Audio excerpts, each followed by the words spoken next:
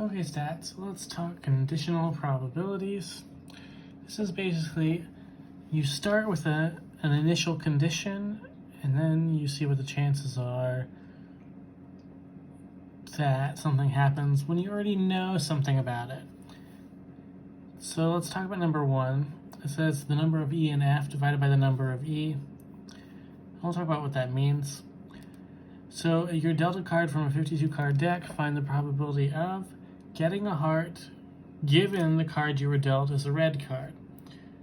So the number of E, you basically assume the given is true. So you assume you have a red card. How many red cards are there? 26. How many are both red and hearts? 13. So this is reduced to 1/2 or 0.5. How does this work? Well, what is the number of E and F? This is how many cards are hearts and red. Well, that's all of them. Every heart is red. Over the number of reds, which is 26. So you can look at it from the formula way, or you can look at it from the way you assume the thing after the given is true, and how many of the things still qualify with that given. So what do you find the probability of getting a red card given the card you were dealt as a heart?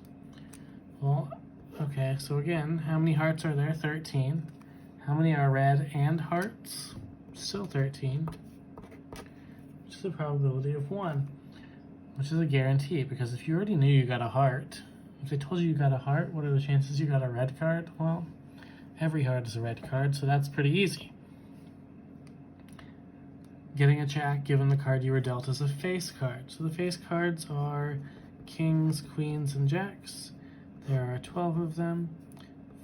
How many of them are also jacks? 4. 4 out of 12 is 1/3. A single card is drawn, but we were told the card is black. What is the probability the card is a king? Okay, so we know the card is black. So what goes up here is the number of black kings in the deck. That's the king of clubs and the king of spades. So 2 of 26 or 1 of 13, which is 0.077. So sometimes the given doesn't actually change the probability of something happening at all, like that one. It's the same probability of getting a king if you didn't know the card was black.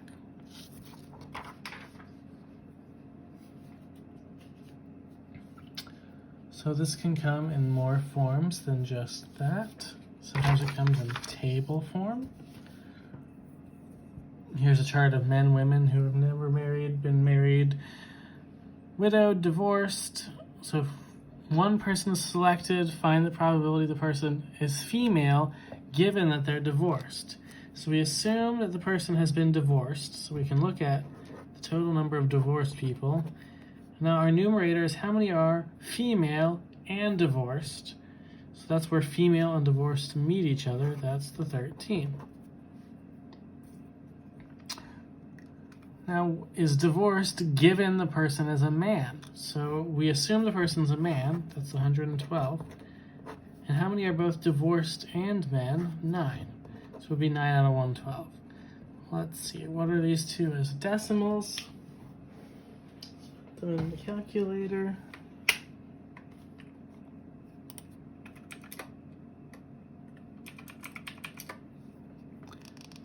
Looks like 0.591 and 9 of 112 is 0.080. We can do one more of these. 100 people were tested for a disease. If a person is selected at random, what is the probability of selecting a person who... Okay, so here's the test. Have disease, positive test. Have disease, negative test. Don't have disease negative. Tested positive given they actually have the disease. So if they don't put a total column on here, I suggest putting it on yourself mentally. So total number of positive tests, 28, negative 72, 24, 76. So if they tested positive, given they actually had the disease, how many have the disease? 24. How many of those tested positive? 20. This is 5 out of 6. 0.833. tested negative given they don't have the disease? So how many? We assume the given is true, so they don't have the disease. That's 76. How many tested negative? 68. So we do 68 out of 76, which is 0.895. They don't have the disease given they tested positive. So we assume they tested positive. 28 of them did. How many of them don't have the disease? 8. 8 out of 28.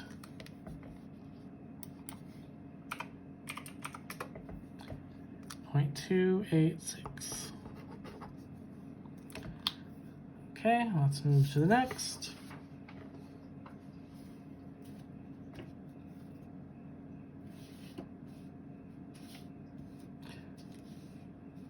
Every sheet of paper is not cooperating today. There we go. Now what if they just gave us the probabilities and not raw numbers? Well, we know the probability of F given E is the probability of E and F over the probability of E, so maybe we'll be able to take our equation and use it with a word problem. In 2007, 12.7% of all births were preterm. Also, 0.22% of all births resulted in a preterm baby who weighed 8 pounds 13 ounces or more. What is the probability that a randomly selected baby weighs 8 pounds 13 ounces or more given they were preterm? So we know the probability of, I call this heavy given preterm, is the equal probability of heavy and preterm over the probability of preterm. So they want to know what is the probability that they are heavy given they were preterm. So they want to know this one. Now we know the chances of them being heavy and preterm is the 0.22%. The probability they're preterm was 12.7%. The percents are going to cancel, so all we have to do is 0.22 divided by 12.7.